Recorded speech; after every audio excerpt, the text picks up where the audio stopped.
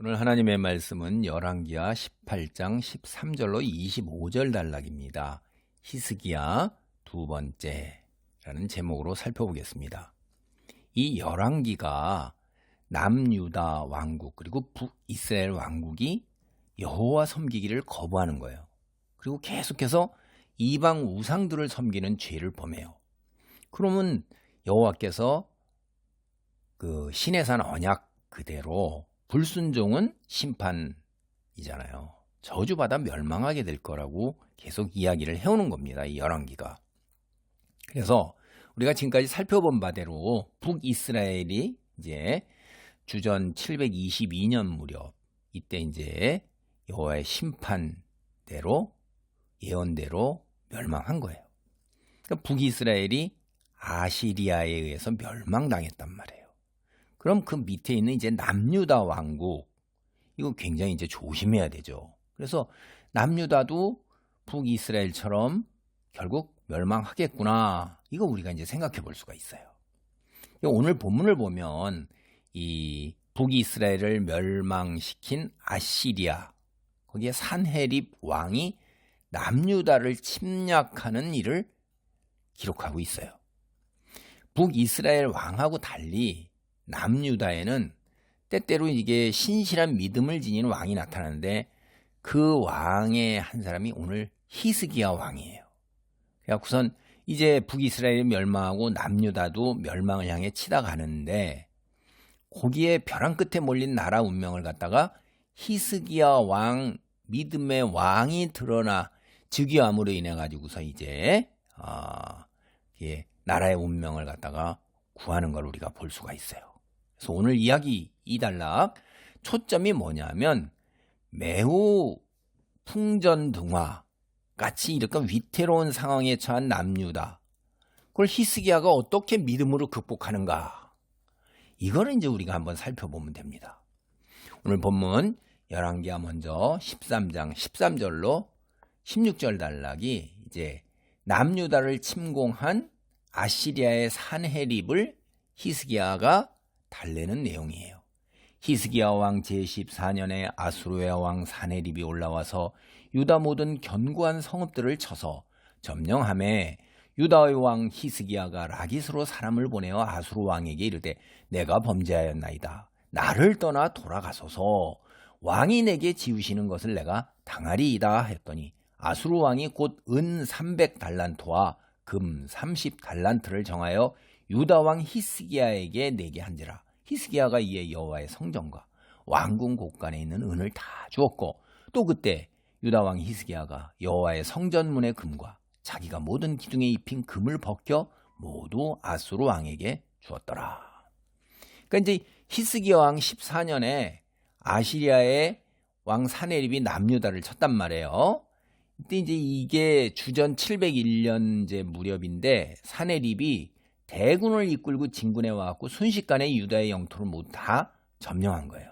아시리아의 기록을 보면 이렇게 적혀 있어요. 유다 사람 히스기야에 관해서 나는 유다의 요새화된 성읍 46개와 이 성읍들 주변에 있는 헤아릴 수 없이 많은 마을들을 점령했다. 나는 히스기야를 세 장에 가두듯 그의 왕족 도시인 예루살렘에 가두었다. 이게 이제 아시리아의 기록에 남아있는 겁니다. 여기 읽어보면 여러분이 들어보면 이 전쟁이라는 게 아주 일방적이라는 걸 금방 알 수가 있을 거예요. 산헤립의 군대는요, 남유다의 군인하고 싸우는데 관심조차 없는 거예요. 상대가 안 되기 때문에. 그러니까 뭐에 관심이 있겠어요? 이 전쟁에서 승리하게 되면 그저 약탈, 군인들은 자기 마음대로 약탈하고 자기 하고 싶은 대로 주민들을 갖다가 다 갈취하는 거예요. 그냥.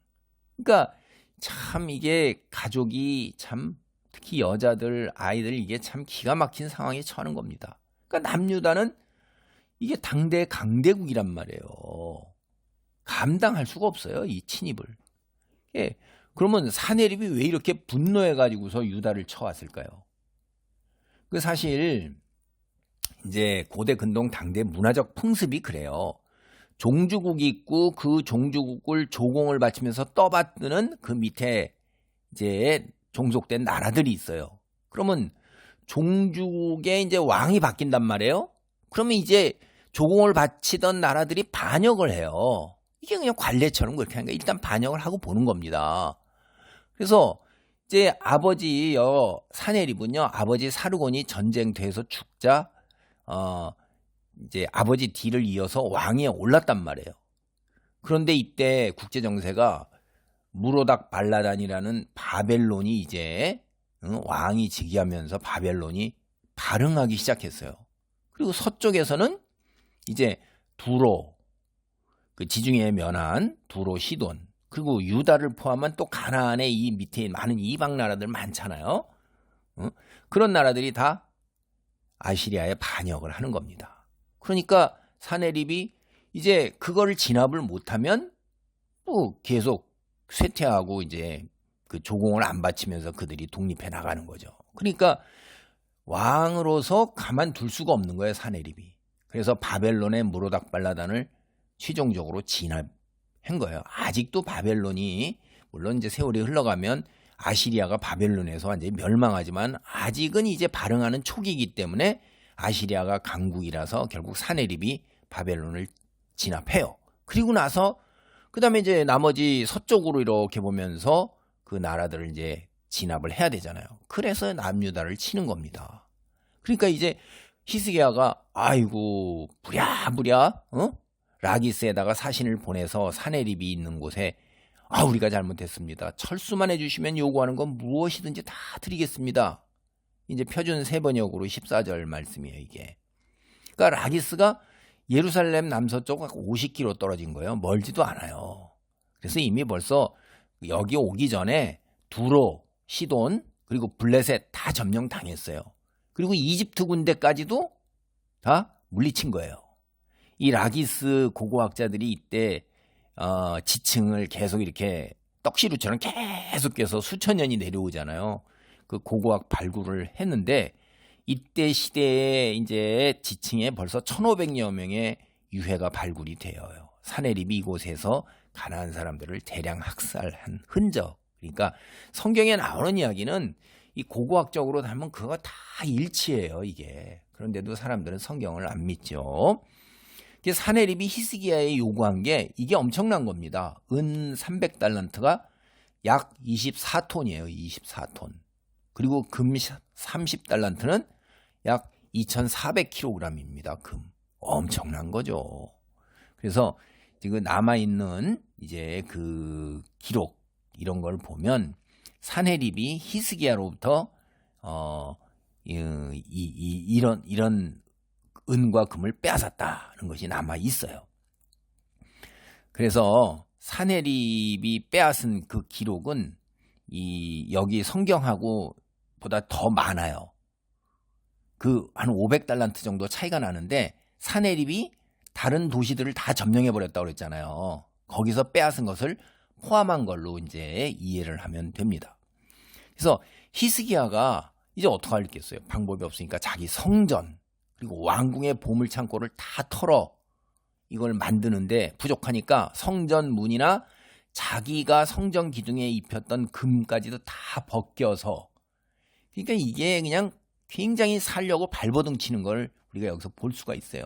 최대 위기를 맞고 있는 거예요. 그래서 어떻게든지 외교적, 금전적, 경제적 이렇게 타협점을 찾는 거예요. 그러니까 살기 위해서 있는 재산 다 털어서 줄 각오가 되어 있었고 그 있는 재산, 재물을 다 긁어 모으는데 최선을 다하는 겁니다. 이게 굉장히 절박한 거죠. 그래서 이어지는 17절로 37절 단락이 이제 아시리아가 그래도 돌변해가지고 예루살렘 침략을 하는 이야기예요. 먼저 17, 18절 서론 이야기를 보겠습니다. 아수르 왕이 다르단과 랍사리스와 랍사게로 하여금 대군을 거느리고 라기스에서부터 예루살렘으로 가서 히스기야 왕을 치게 하며 그들이 예루살렘으로 올라가니라. 그들이 올라가서 윗못 수도 곧 세탁자의 밭에 있는 큰 길에 이르러 서니라. 그들이 왕을 부르며 힐기야의 아들로서 왕궁의 책임자인 엘리야김과 서기관 셈나와 아삽의 아들 사관 요아스가 그에게 여기 이 성경을 보면요. 윗모 수도곁 곧 세탁자의 밭 이렇게 하고 딱 정확하게 나오잖아요. 역사적 기록이라서 이게 허구로 만들어낸 얘기가 아니야. 정확하게 그냥 다 나와서 이게 그대로 다른 기록에도 그대로 나오고 결국 이게 또 발굴이 되고 그래요. 근데 사내립이요.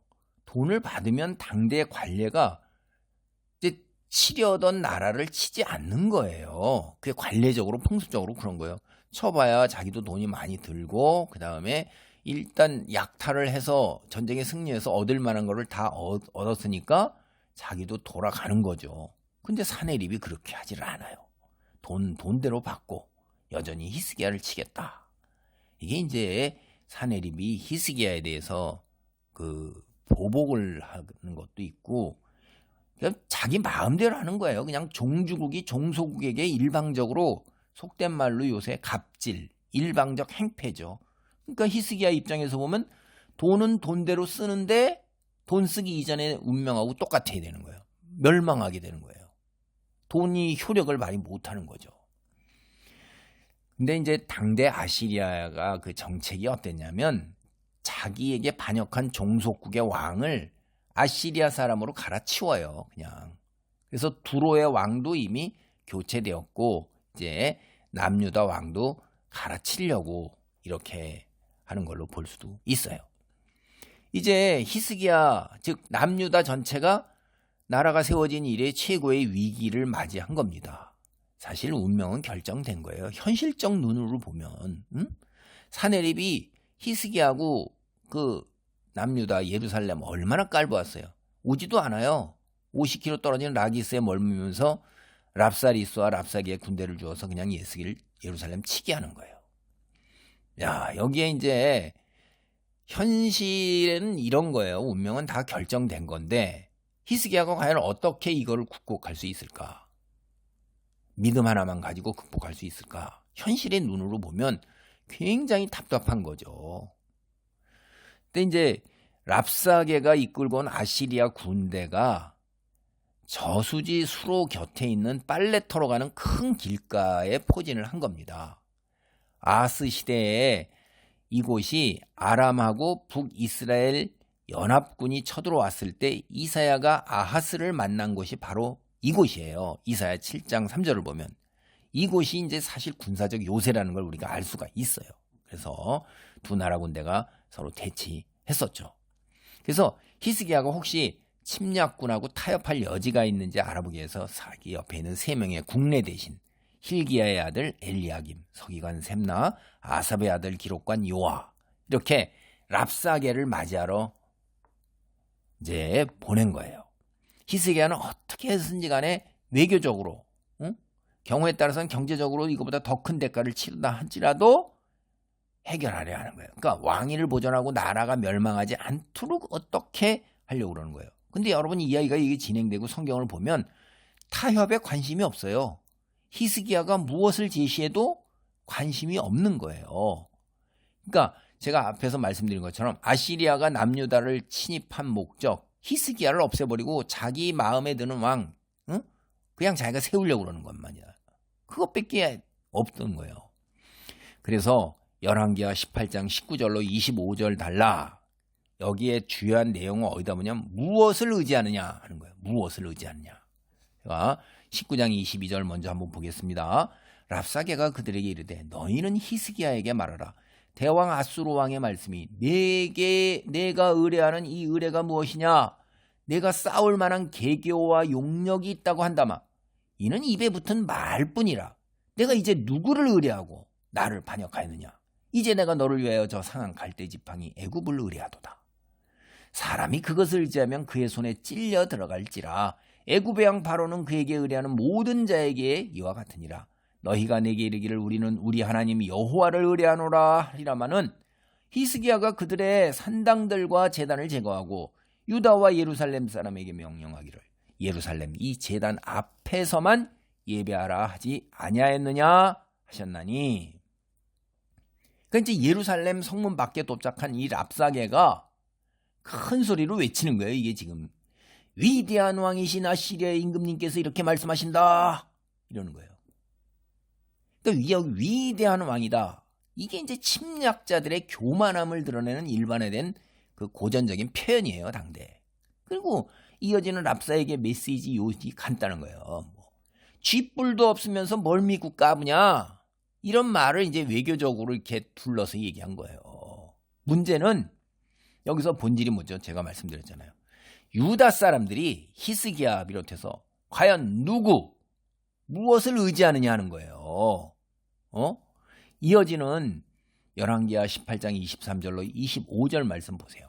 청하건대 이제 너는 내 주 아수르 왕과 내기하라. 네가 만일 말을 탈 사람을 낼 수 있다면 나는 네게 말 2,000마리를 주리라. 내가 어찌 내 주의 신하 중 지극히 작은 지휘관 한 사람인들을 물리치며 애굽을 신뢰하고 그 병거와 기병을 얻을 듯하냐. 내가 어찌 여호와의 뜻이 아니고야 이제 이곳을 멸하러 올라왔겠느냐. 여호와께서 전에 내게 이르시기를 이 땅으로 올라와서 쳐서 멸하라 하셨느니라 하느니라. 여러분 지금 19절로부터 25절 여기까지 요지를 제가 다시 한번 여러분한테 간단하게 말씀드리겠어요. 이스라엘의 군사력을 믿느냐? 이스라엘은 군사력이 없다. 이집트를 믿느냐? 이집트는 돕지 못한다. 상한 갈대죠. 찌르는. 여호와를 믿느냐? 여호와께서 아시리아를 보내셨다. 이렇게 얘기하는 거예요. 그러니까 여기 이제 이게 뭐냐면 랍사게는요. 히스기야가 대답으로 제시할 모든 가능성을 철저하게 배제한 거예요. 그러니까 랍사게가 말하는 대로 정확한 거예요. 이스라엘은 아시리아를 대항할 군사력이 없어요. 이게 얼마나 빈정되는 거예요. 야, 우리가 말 2,000필 줄게. 너 그 말 타고 싸울 군인이 있어? 이 말이라는 것은 사실은 돈이 많이 들어가는 거죠. 먹이고 그 보호하고 그래야 되니까 훈련도 해야 되는 거잖아요. 그래야지 말 타고 그냥 있다고 그래서 나가서 싸우면 되는 게 아니라 전술 훈련도 해야 하고 먹이고 평소에 훈련했는데 2,000필의 말 그냥 거저 주겠다는 거예요. 너 그런 훈련된 기병 말 탈 수 있는 사람이냐 이거. 이스라엘 없어요. 그럼 도대체 히스기야가 이집트를 믿고 반역한 걸까요? 이집트는요. 이미 사네립에게 블레셋 북부 지역에서 참패를 당해서 본국으로 도망가 버렸어요. 이집트는 유다에게 도움을 줄 수 없습니다. 우리가 지금도 이제 고대 근동의 역사를 남아있는 기록들을 다 보면 이집트는요. 공수표예요. 맨날 지키지도 못할 헛된 약속을 남발하기 때문에 그 주변의 나라가 이집트를 신뢰하지를 않아요. 그래서 랍사게가 이집트를 부러진 갈대 지팡이 그것에 의존하면 손만 찔린다 그냥 이렇게 이야기하는 것입니다. 히스기야가 여호와를 의지하고 반역했는가요? 여러분 어떻게 생각하세요? 현실적으로. 그랬다면 그걸 몰라요? 다 안단 말이에요. 그러니까 랍사게가 이 이슈에 대해서 오히려 여호와께서 히스기야에게 진노하셔서 직접 아시리아군을 보내셨다고 주장하는 거예요. 이 잘 보세요, 여러분. 초점이 어디에 맞춰 있어요? 자기가 여호와께서 보내신 여호와의 순종한 군대라는 거예요. 이게 가능해요? 응? 랍사게 말 보세요. 지금까지 성경 읽은 말 보면 이스라엘의 하나님 여호와께서 자기 백성에게 진노한 이유가 뭐냐? 히스기야가 종교개혁이랍시고 단행한 산당 제거 때문이라는 거예요. 응? 종교개혁해서 히스기야 유다의 왕들 중 요시아와 함께 유일하게 산당을 제거한 모범적 왕이라고 우리는 알아요. 그런데 랍사게는 이런 사실을 이용해서 지금 폭탄 선언을 하는 거예요. 응? 산당을 제거했지만 산당을 제거한다고 하지만 사실 그가 제거한 산당의 주인이 누구냐? 여호와란 말이에요. 그러면 백성들이 이곳저곳 해서 다 자기를 숭배, 경배, 제사 지내게 하는데 그 제사를 예루살렘에서만 지내게 하니까 여호와께서 진노해서 아시리아 사람을 보내셨다는 거예요. 여러분 들어보면 그럴싸하죠? 근데 성경을 알면 어떻게 돼요? 랍사게가 한 말이 거짓이라는 걸 알 수 있는 거예요. 당대의 이런 강대국은요, 다른 나라를 침략할 때 그 침략하는 그 나라가 섬기는 신들, 그 신들이 자기 백성에게 노해서 강대국 자기 군대를 보냈다 이렇게 종종 얘기했어요. 그럴싸하잖아요. 응? 수법 오늘날로 말하면 심리전이에요. 이게 고도의 심리전인 것입니다. 정말 아시리아 저들이 군대 그렇구나. 우리가 곳곳에서 다 여호와를 섬겨야 되는데 한 곳에서만 섬기게 하니까 여호와를 제대로 섬길 수 있느냐. 당연히 신이 화가 나지. 그러니까 곳곳에서 다 섬기지 못하게 한 그걸 갖다가 멸망시키려고 그러는 거지. 이 랍사게 같은 사람 참 그러니까 이게 적을 알면 쉽게 승리한다. 지피지기 백전불패 이래가지고선 이제 별 보려면 작은 나라인데도 굉장히 작은 나라예요. 사실 유다 같은 경우는 이 강대국 아시리아에서 근데도 전쟁을 앞두고 유다 히스기야 왕에 대해서 또 이 남유다의 여호와 이 종교에 관해서 굉장히 철저하게 연구하고 준비를 해서 그 얻은 정보를 통해서 고도의 심리전을 펼치는 거예요. 이렇게 사탄도 엄청나게 준비하고 열심을 내는 겁니다. 이게 오늘 말씀을 정리합니다. 랍사게의 말과 행동에서 우리는 두 가지 큰 교훈을 얻어야 돼요. 첫째, 세상 사람도 하나님의 사람인 것처럼 하나님 말씀을 인용해요. 근데 그걸 살짝 변개해서 사용해요. 마치 사탄이 예수님 광야에서 시험할 때 하나님의 말씀을 살짝 변개하잖아요. 끝에다가 점만 살짝 찍어서 변한단 말이에요. 그러니까 말씀을 바르게 알지 못하면 그냥 넘어가는 거예요. 히스기야의 종교개혁 사실 뭐죠? 백성의 지지를 등에 업었어요? 아닙니다. 우리가 살펴봤어요. 앞에서. 히스기야 개인이 여호와를 향한 믿음의 일편단심에서 여호와 말씀에 순종하고자 하는 것, 신실함과 충성에서 비롯된 거예요. 이거 백성들의 원망 무지하게 사는 겁니다. 이거 자기 왕위도 날아갈 수 있는 거예요. 그래서 다른 왕들은 그걸 여태껏 안 한 겁니다. 그게 산당제사와 우상숭배 이거를 통해서 여호와를 섬기면서 또 동시에 세상의 탐욕과 쾌력을 채울 수 있는 거예요. 그 길이 히스기야로 인해 막혀버린 거예요. 백성들하고 그 밑에 신하들요. 이구동성으로 히스기야를 향해서 불만을 쏟아내는 겁니다. 이게 여론에 휘둘리지 않고 하나님 말씀에 순종하는 거예요. 이게요. 다니엘의 친구들 그리 아니하실지라도 그리고 에스더의 죽으면 죽으리라 이런 믿음이에요. 이게 자기 왕위에 연연하지 아니하고 하나님 말씀대로 사는 것을 더 우선하는 거예요. 현실의 시선을 고정시키지 않는 것입니다.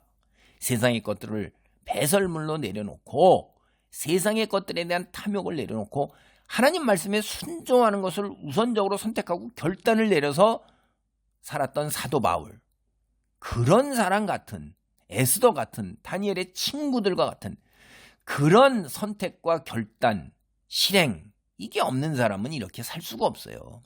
당장 찾아오는 게 훨씬 더 크게 그 사실 엄청나게 큰 거죠. 현실에 눈을 꽂히면 양의 탈을 쓴 일이나 사꾼 목자 오늘날 너무나도 많아요. 이 구약 성경을 보면요.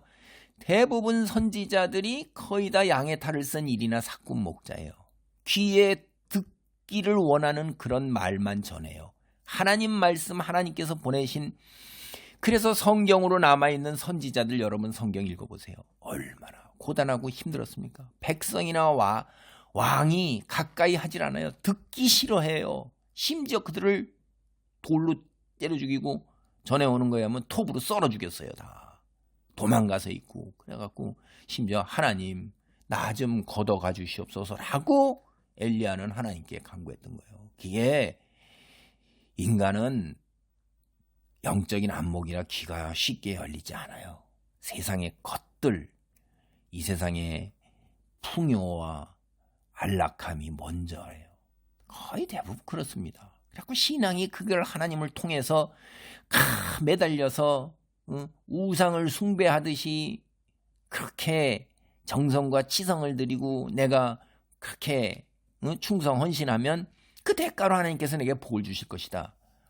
이런 식으로 하나님을 우상화시켜서 믿는 믿음이 거의 세상이 늘 그래왔어요. 대부분 그렇습니다. 그러니까 거기에 흔들리지 않고 성경이 과연 그러한가? 잘 보셔야 돼요. 말씀대로 순종하며 살고자 하는 그런 부드러운 마음, 단호한 의지, 이게 있어야 되는 거예요. 여러분이 에스겔 11장 19절로 20절 보세요. 응? 한 마음 하나님을 향한, 그리고 우리 속에 새 영, 돌 같은 마음 제거하고 살처럼 부드러운 마음. 그래서 율례를 따르고 규례를 지켜요. 그때 하나님의 백성이 되는 거예요. 우리가 그 말씀대로 순종하며 살고자 하는 이런 부드러운 마음과 단호한 의지. 그렇지 않으면 조금만 틈 보여도 사탄이 틈을 비집고 들어와요. 제가 비유적으로 말씀드려서요, 1% 아니 0.1%의 지극히 적은 부분만 말씀을 살짝 비틀기만 해도 여러분 뒤에 가서는 완전히 신앙을 떠나게 돼요. 신앙을 우상 숭배해서 세상 사람이 얻는 것, 그런 식 신앙으로 바꿔버린단 말이에요. 그러니까 악한 자들은 믿는 자들을 유혹하고 함정에 빠뜨려요. 말씀에 대한 바른 이해가 우선되어야 되는 이유, 말씀에 대한 지적 이해가 신앙에서 근본적인 이유가 되는 게 바로 여기에 있는 거예요. 두 번째, 어둠의 세력들도요, 철저하게 믿는 일을 공략할 준비를 해요. 당연히 믿는 자들 게으름을 뒤로 해야 돼요. 성경이 자꾸 게으름을 악이라고 그러는 것만. 왜 그러겠어요? 부지런히 말씀 읽고 기도하고 찬송하고 예배하고 교제하고 남을 섬기는 일에 힘써야 되는 거예요. 어둠의 세력보다 더 근면하고 신실해야 되는 거예요. 하나님 나라의 백성으로 사는 일, 하나님 나라를 확장하는 일, 근면 성실이 같이 옆에 붙어 있어야 되는 거예요. 그리스도인이 세상에서 소명을 감당하는 데 있어서 이런 근면 성실과 그리고 준비, 이거 굉장히 중요한 덕목입니다. 말씀에 대한 바른 이해를 토대로 해서 근면 성실 그리고 준비하는 그리스도인 되시기 바랍니다.